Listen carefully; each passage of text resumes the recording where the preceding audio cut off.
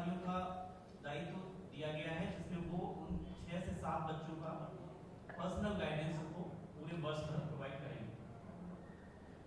आशा करते हैं कि इस मैकेनिज्म से हम इस अंचल के बच्चों में एक सकारात्मक प्रतिस्पर्धा का प्रादुर्भाव करेंगे।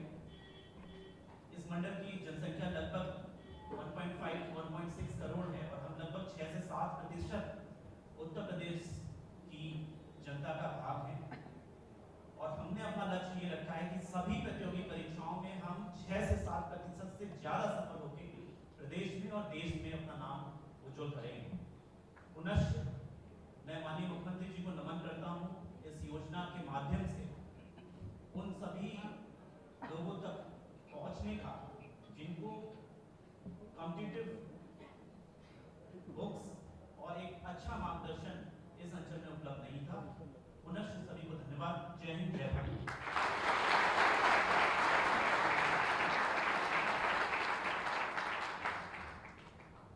और प्रतीक्षा की घड़ी अब समाप्त होती है। माननीय मुख्यमंत्री जी आपसे सीधे संवाद स्थापित करेंगे, आपको आशीर्वचन देंगे, लेकिन कुछ बच्चों को अगर जिज्ञासा होगी तो कम शब्दों में 2-3 प्रश्न पूछ सकते हैं। बच्चे प्रश्न पूछें।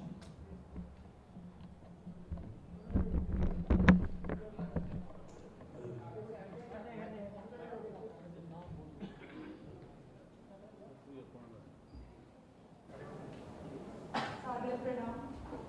जैसे कि आप एक महान योगी और संत हैं और साथ ही उत्तर प्रदेश भारत के सबसे बड़े प्रदेश का दायित्व आपके सबल कंधों पर है, इन दोनों में आप किस प्रकार समन्वय स्थापित करते हैं?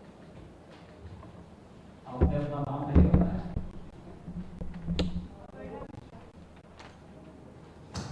बहुत सुंदर बना, बहुत अच्छा प्रश्न आपने किया है।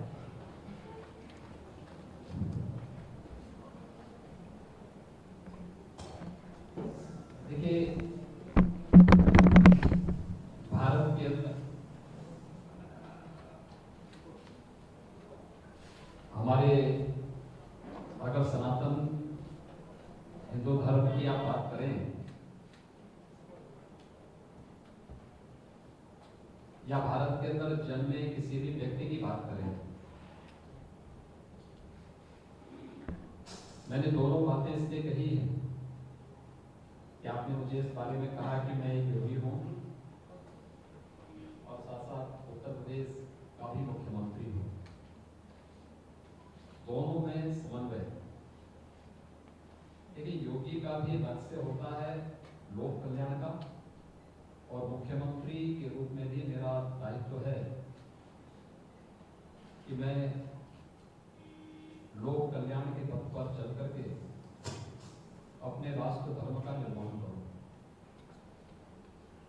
जब द्वंद्व होता है, व्यक्ति के मन में दुविधा होती है, तो व्यक्ति के सामने त्रिशंकु की तरह लटकने की स्थिति होती है। मेरे सामने कोई दुविधा नहीं है, मेरा लक्ष्य निर्धारित है, मेरा धर्म निर्धारित है। धर्म का मतलब वह नहीं जो एक सामान्य भाषा में हम लोग समझते हैं। मेरा धर्म मेरा राष्ट्र धर्म है। राष्ट्र धर्म का मतलब जो मुझे मेरे कर्तव्यों के बारे में, मूल्यों और आदर्शों के बारे में मुझे सदैव सचेत करता है, वही मेरा राष्ट्र धर्म है। पूजा पद्धति, उपासना विधि, ये मेरी व्यक्तिगत आध्यात्मिक साधना का हिस्सा है। वह मैं कैसे करूं या किसी व्यक्ति को कैसे करना, ये उसकी स्वतंत्रता उसको है। मैं उसमें अपनी बात को थोप नहीं सकता या कोई मुझ पर अपनी बात को थोप नहीं सकता। लेकिन राष्ट्र धर्म हर एक व्यक्ति का निर्धारित है और वह सभी पर देश, काल, परिस्थिति को छुए बगैर सबके समान रूप से लागू होता है।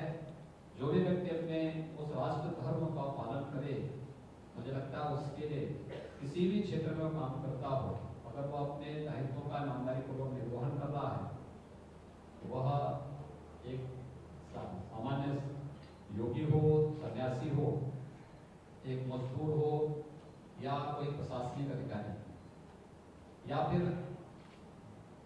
किसी भी फील्ड में काम करने वाला कोई भी व्यक्ति, उसके लिए फिर ये सीमाएं नहीं रह जाती हैं कि समन्वय, क्योंकि जब लक्ष्य एक है और हमें उस पवित्र उद्देश्य को प्राप्त करने के लिए प्रयास करना है, तो फिर हमारे सामने कोई भी दुविधा नहीं रहती। इसलिए जीवन में मैं यहाँ पर अभ्युदय से जुड़े हुए जितने भी हमारे युवा हैं उन सबसे इस बारे में कहूँगा कि जीवन में लक्ष्य को प्राप्त करना है और जीवन में सफलता प्राप्त करनी तो दुविधा मत रखना। दुविधा जब भी रखेंगे तो दुविधा में दोनों गए माया मिली राम वाली स्थिति हो जाती है। और ये मैं आप सबसे भी कहूँगा कि इसका पालन आप जरूर करिए।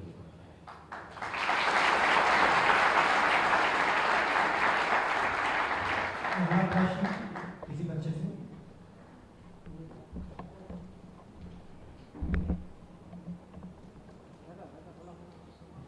सर्वप्रथम हम माननीय मुख्यमंत्री जी को प्रणाम करते हैं, सर प्रणाम स्वीकार करें। सर मेरा नाम शोभा सिंह है और मैं डिस्ट्रिक्ट गाजीपुर से हूँ। सबसे पहले तो सर बहुत ही धन्यवाद कि आप इस बड़ी योजना, इस पहल को प्रारंभ किए जिससे हम आम स्टूडेंट को तैयारी करने के लिए, अपने सपने को पूरा करने के लिए अवसर मिला है। तो सर हमारा ये क्वेश्चन है कि क्या हम तब तक इस योजना में लगे रहेंगे, संलग्न रहेंगे जब तक कि हम पूर्ण रूप से यूपीएससी के लिए तैयारी न कर लें।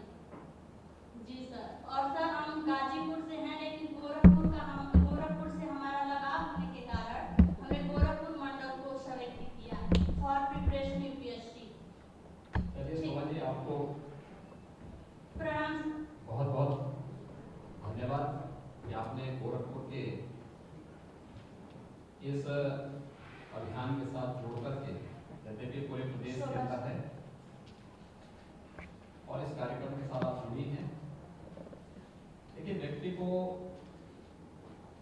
धैर्य खोए बगैर अहर्निश प्रयास करना चाहिए। मैं भी बताऊंगा अभ्युदय योजना के बारे में, हम इसकी चर्चा करेंगे और हमने इसमें इसीलिए दोनों सुविधाएं दी हैं कि व्यक्ति साक्षात क्लास अटेंड भी कर सकता है या फिर वर्चुअली भी जुड़ सकता है। अभी जैसे हमने मदन मोहन मालवीय प्रौद्योगिकी विश्वविद्यालय की डिजिटल लाइब्रेरी का भी शुभारंभ किया है। कितना लाभ इससे होने जा रहा है, यानी दुनिया के ज्ञान को, ज्ञान की अपार संभावनाएं हैं। दुनिया के ज्ञान को एक स्मार्टफोन में आप ले रहे हैं। आज की पीढ़ी के लिए तो ये सब कुछ बहुत सहज और सरल हो गया है। इसलिए आप यहाँ पर तैयारी के लिए आए हैं। प्रयास, पूरा मेहनत करिए, प्रयास करिए, लक्ष्य निर्धारित करिए। जीवन में कहीं भी देखिए, असफलता से व्यक्ति को कभी घबराना नहीं चाहिए। अगर जीवन में आपने बेहतर प्रयास किया, कहीं असफलता लगती है तो ये मान के चलिए कि कोई अच्छी सफलता, कोई अच्छी खुशखबरी आपके जीवन में आने वाली है, जो भविष्य के लिए आपको सचेत कर रही है। और इसलिए इन चीजों से कभी भी प्लान का रास्ता नहीं अपनाना है। न दैन्यम न पलायनम, यही भगवान कृष्ण ने गीता में कहा है। न दीनता दिखानी है और न पलायन का रास्ता अपनाना है।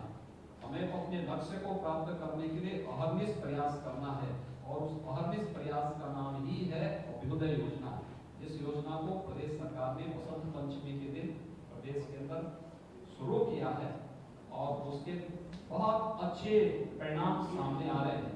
आपकी इतनी बड़ी उपस्थिति, यहाँ गोरखपुर के युवाओं की इतनी बड़ी उपस्थिति, उसका एक बहुत अच्छा उदाहरण यहाँ पे प्रस्तुत करता है। लेकिन हमें इसके प्रति बहुत सकारात्मक रुख अपनाना चाहिए और आप अपने इस लक्ष्य को प्राप्त करने के लिए अहर्निश प्रयास करें, सफलता उससे प्राप्त होगी।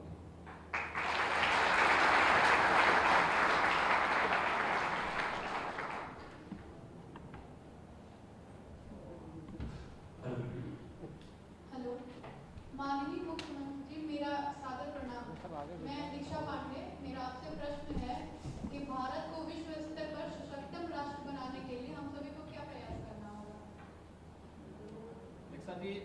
प्रश्न बहुत अच्छा है और मुझे लगता है कि हर व्यक्ति राष्ट्र निर्माण का काम केवल राष्ट्राध्यक्ष ही नहीं करता है। राष्ट्र निर्माण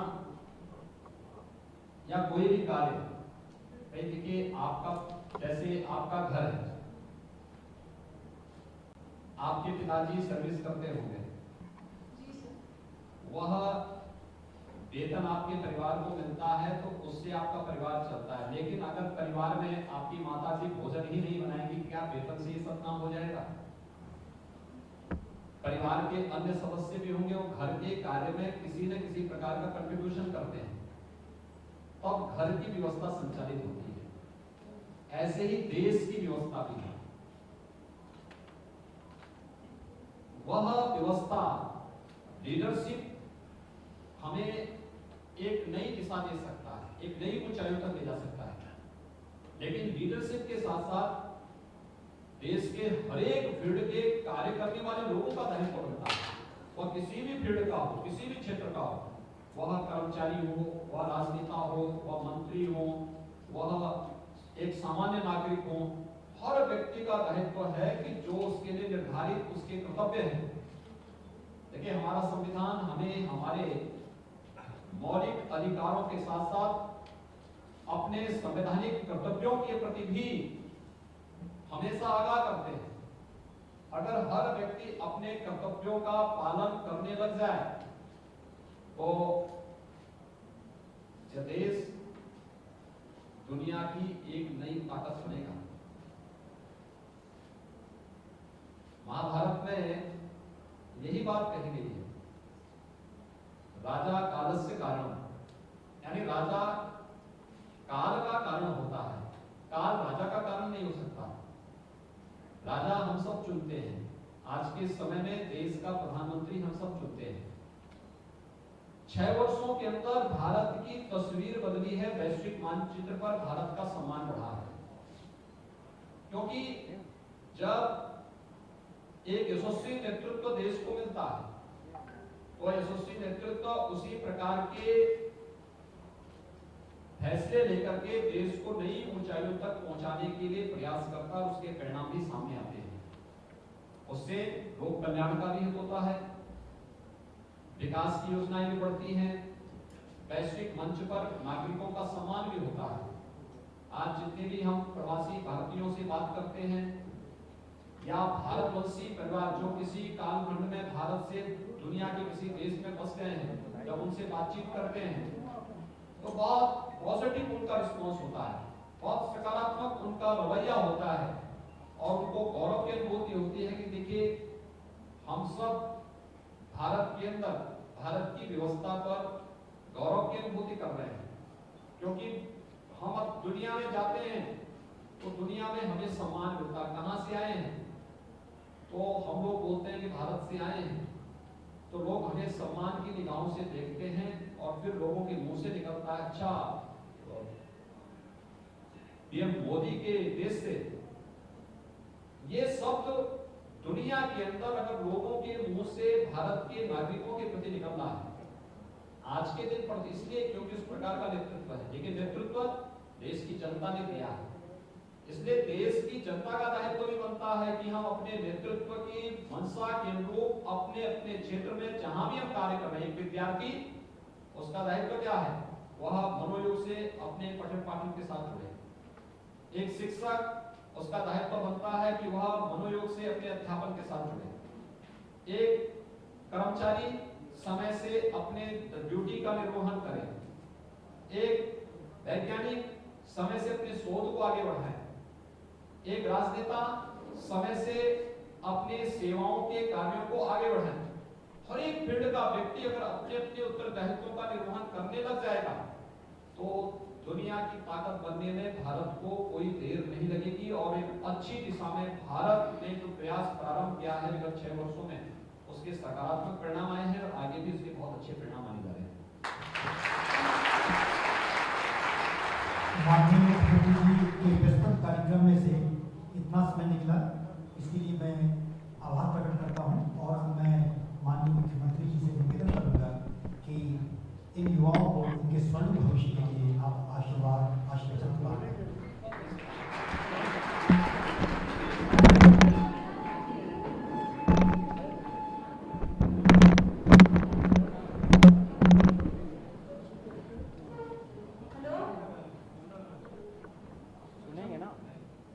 प्रणाम सर, माननीय मुख्यमंत्री। अब बैठ जाए, अब बैठते हैं आराम से। आज के सर अभ्युदय कार्यक्रम से जुड़े हुए हमारे जितने भी छात्र छात्राएं हैं या प्रतियोगी परीक्षाओं की तैयारी कर रहे हैं, हमारे जितने भी पूर्वी उत्तर प्रदेश के युवा हैं, इनके इस कार्यक्रम के साथ ही मदन मोहन मालवीय प्रौद्योगिकी विश्वविद्यालय के डिजिटल लाइब्रेरी ज्ञान सिंधु का आज यहाँ पर हम लोगों ने उद्घाटन किया है, शुभारंभ किया है और अभ्युदय से जुड़े हुए कुछ प्रतियोगी छात्रों के साथ मैंने संवाद यहाँ पर बनाया है। मैं सबसे पहले मदन मोहन मालवीय प्रौद्योगिकी विश्वविद्यालय को ज्ञान सिंधु डिजिटल लाइब्रेरी के शुभारंभ के लिए हृदय से बधाई देता हूँ, अपनी शुभकामनाएं देता हूँ।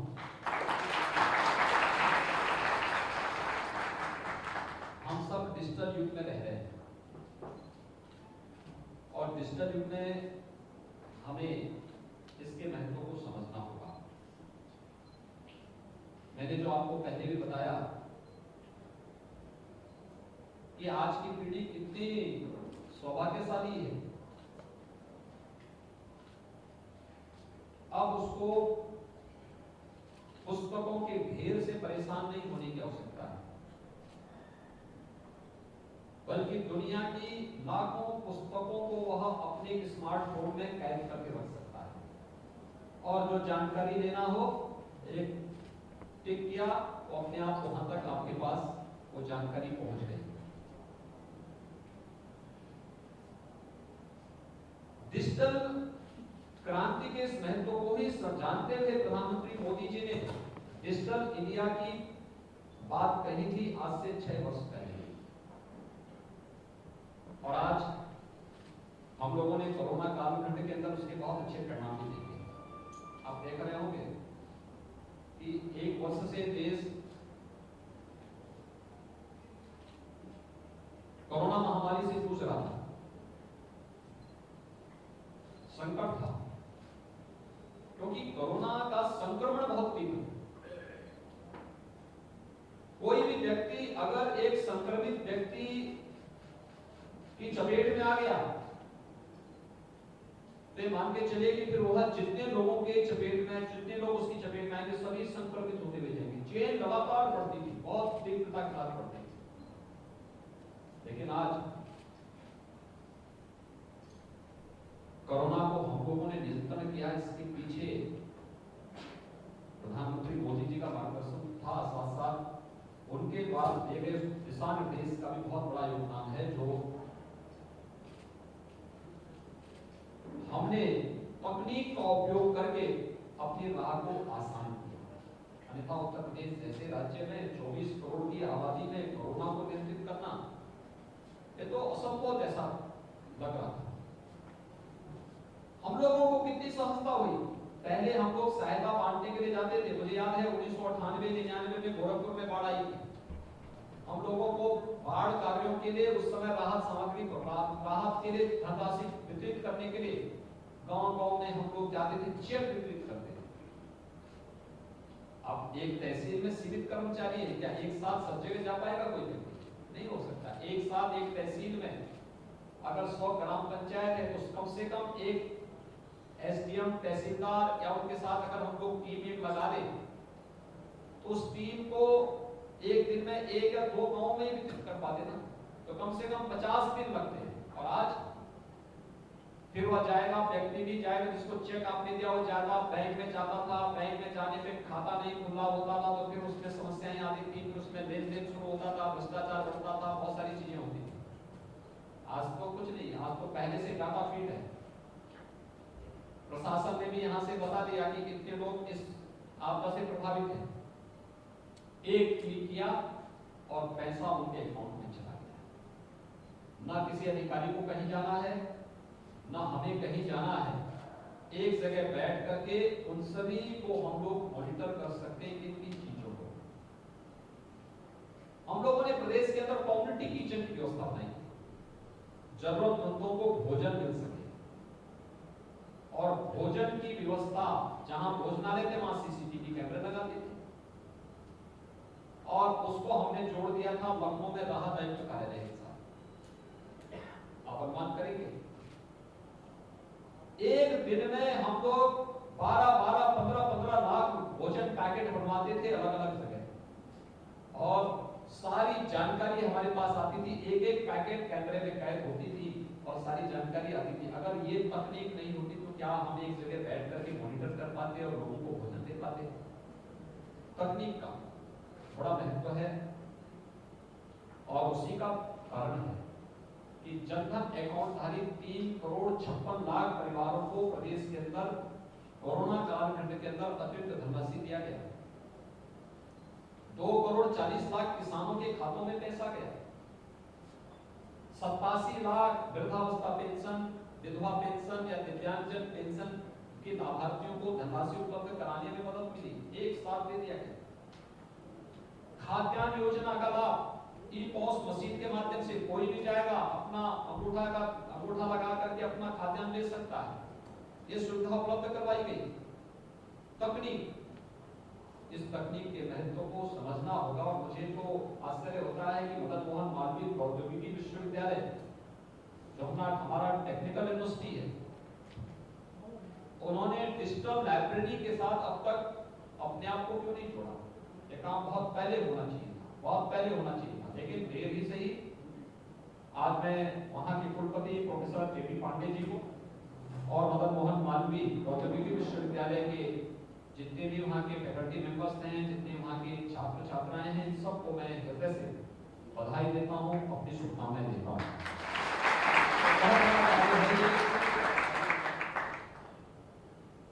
क्योंकि स्मार्टफोन में आपको सब जानकारी मिल जाएगी, और लाइब्रेरी की स्ट्रेंथनिंग करने में सब कुछ आप अपनी स्वयं की डिजिटल लाइब्रेरी बना सकते हैं। स्वयं के लिए एक नया वो दे सकते हैं आप। एक ज्ञान सिद्धों के लिए मदन मोहन मालवीय प्रौद्योगिकी विश्वविद्यालय के सभी जितने भी वहां के प्राध्यापकगण हैं, जितने भी वहां के छात्र छात्राएं, सबके प्रति मेरी बधाई और शुभकामनाएं। दूसरा अभ्युदय, मुझे बहुत प्रसन्नता है कि गोरखपुर कमिश्नरी में प्रदेश के अंदर सबसे अच्छे परिणाम अभ्युदय के अभी तक गोरखपुर कमिश्नरी से गए हैं, और सबसे ज्यादा छात्रों ने यहाँ पर आवेदन किया।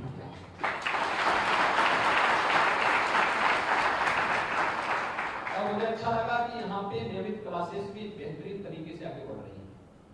लेकिन रुचि देने पर ये सब निर्भर करता है। ये फ्री कोचिंग है। कोचिंग में आप लोग इस बात को देखते होंगे कि कोचिंग की जो क्लासेस चलती है, एक वहां पे बाहर की फैकल्टी आती है,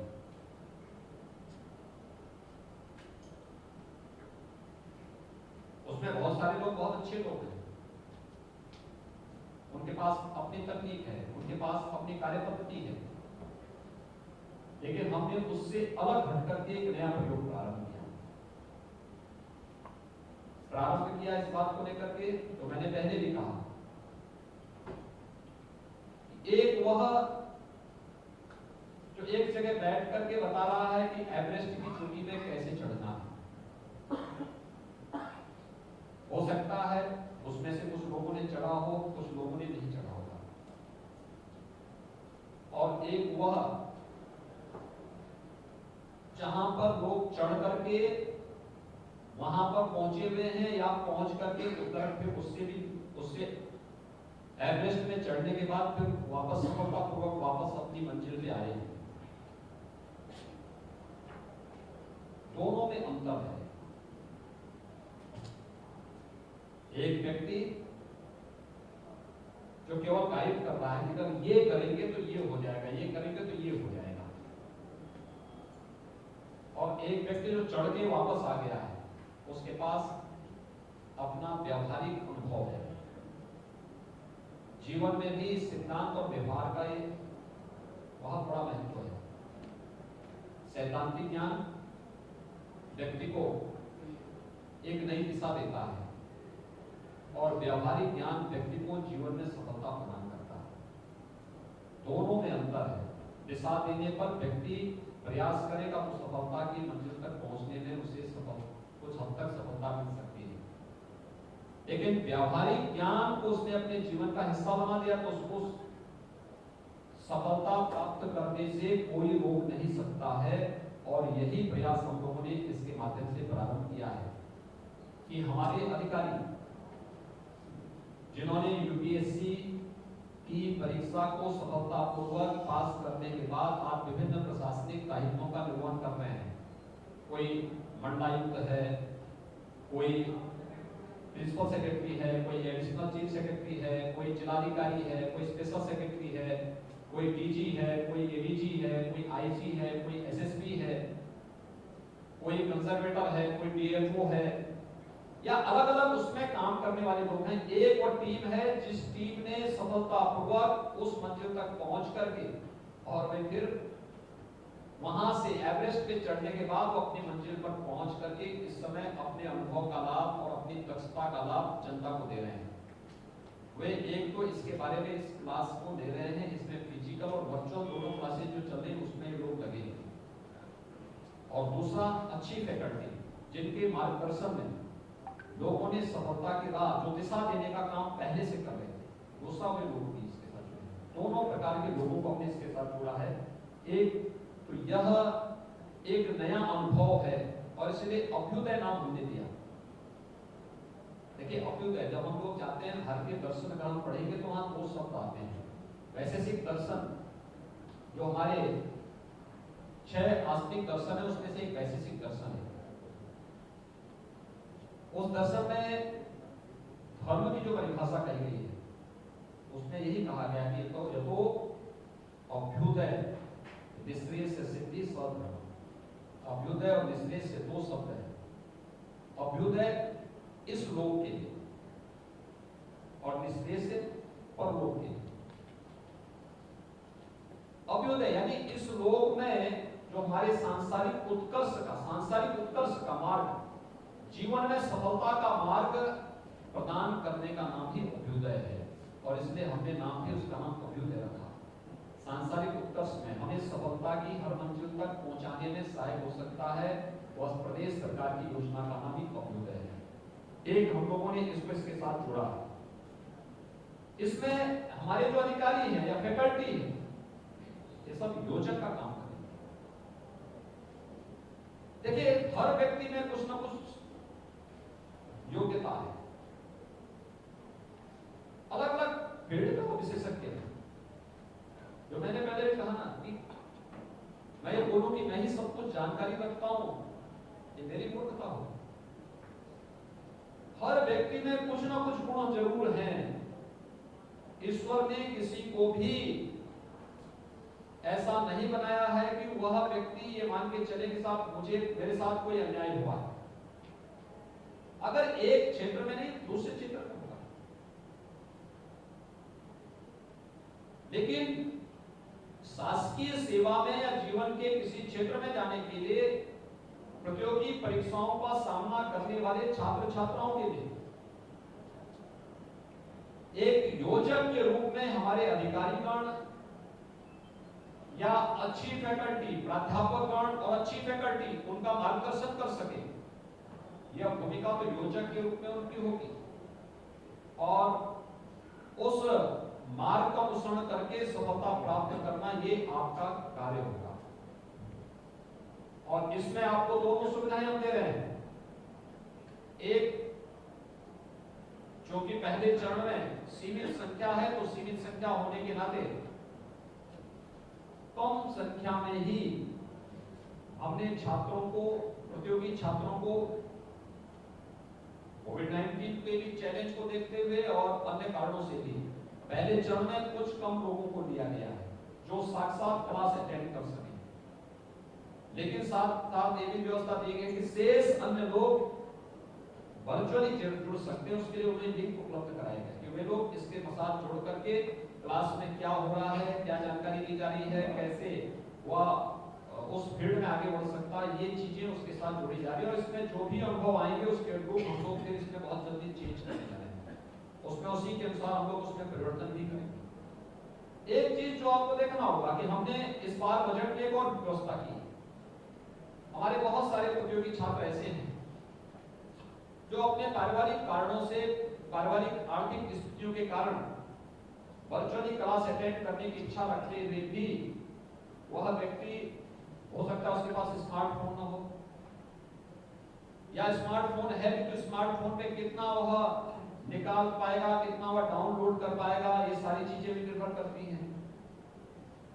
हम लोगों ने एक व्यवस्था दी, हम उनके लिए पात्रता की श्रेणी एक हम लोगों ने तय की, उसके अनुसार उन्हें टैबलेट भी उपलब्ध कराने जा रहे हैं कि अभ्युदय के साथ जुड़ने वाले छात्र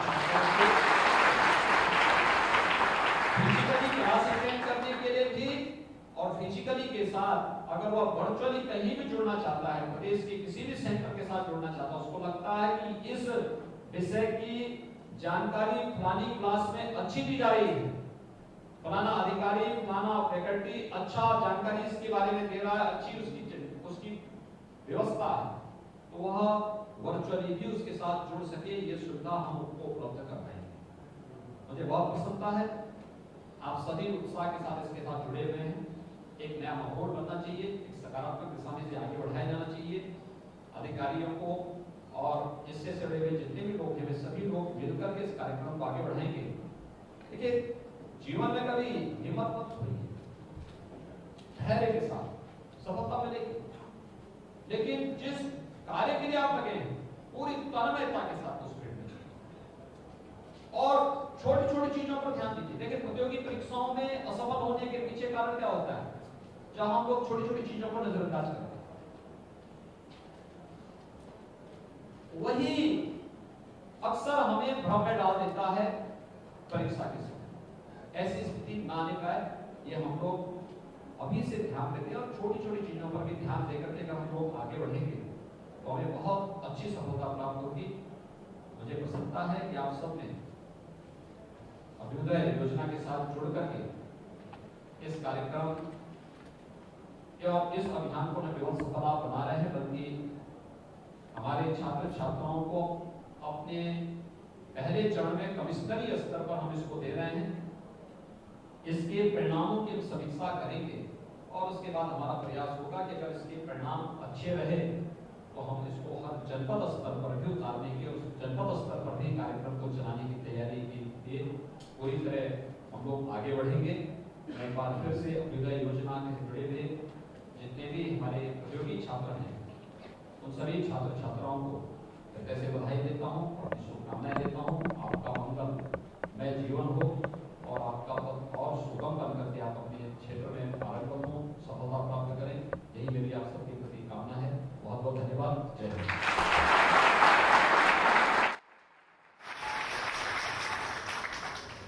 अपने अति व्यस्ततम कार्यक्रम में से समय निकालकर हमारे युवा छात्र छात्राओं को आशीर्वचन प्रदान किए जाने के लिए माननीय मुख्यमंत्री जी को मैं कृतज्ञता ज्ञापित करता हूँ और हमारे कुलपति महोदय, ट्रिपल MPU और मंडलायुक्त महोदय सबको